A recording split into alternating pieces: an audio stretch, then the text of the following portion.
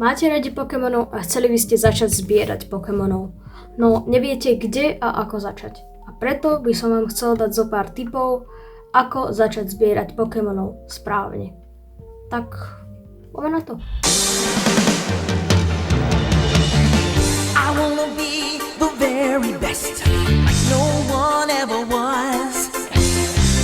To catch them is my real test, to train them is my cause.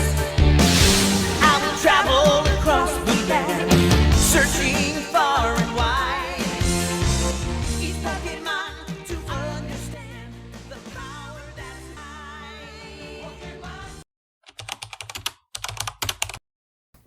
Nezbieraj všetko. Keď si kúpiš 10 edícií, položíš si ich na stôl, rozbalíš ich, budeš to mať chaos, je to zbytočné. Kúp si jednu edíciu a drž sa tej edície. Drž sa jedného Pokémona, ktorého budeš chcieť dosiahnuť, drž sa jedného Pokémona, ktorý je tvoj gól a keď ho dosiahneš, tak môžeš začať zbierať hociakú inú edíciu, ale drž sa tej svojej, ktorú si dal ako cieľ. Nezbieraj 300 edícií, je to zbytočné a dosť akurát na tom prerobíš.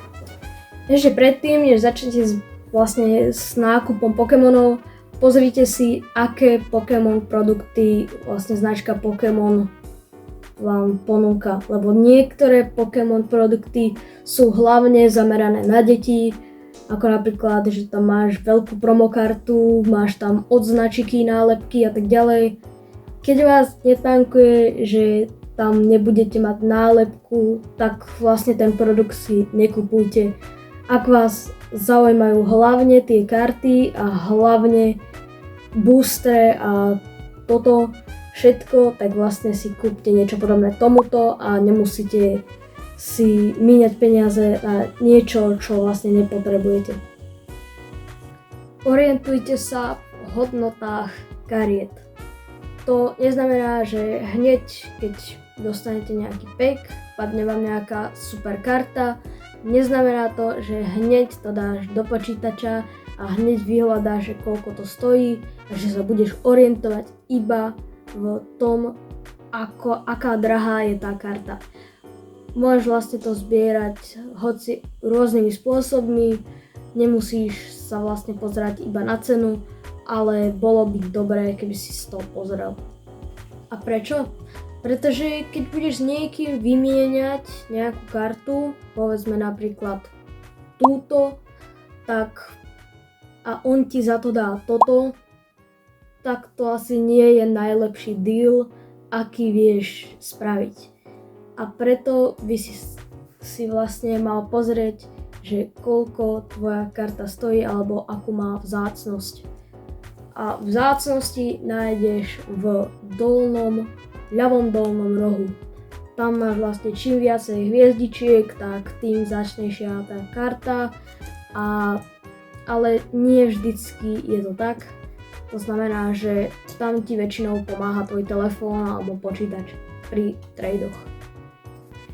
Buďte v obrazu, pozerajte si novinky zo sveta Pokémonov, každý deň sa toho udeje strašne veľa, každý deň sa pribudnú nové karty, každý deň sa predá strašne veľa kariet. Karta, ktorá väčšinou stojí 5 eur, v niektoré dni stojí okolo 30 eur. To znamená, že pozerajte Pokémon novinky a zapájajte sa do Pokémon komunít, lebo tam vlastne máte najžhavejšie veci, ktoré nechcete prepasnúť. Nakupujte u overených zdrojov, nenakupujte hoci kde karty, nakupujte iba u overených zdrojov, ako napríklad veselydrak.cz alebo PlayGoSmart. To sú moje dva najobľúbenejšie obchody. PlayGoSmart má aj kamenné obchody, ale cez Veselý drak sa najlepšie nakupuje online. To znamená, že nekupujte to u Číňana, radšej si to kúpte v PlayGoSmart, kde to je síce trošku drahšie, ale máte 100% istotu, že to nebude fake. Dúfam, že ti toto video pomohlo a nezabudni dať like a odber pre viacej takýchto informačných videí. Čau!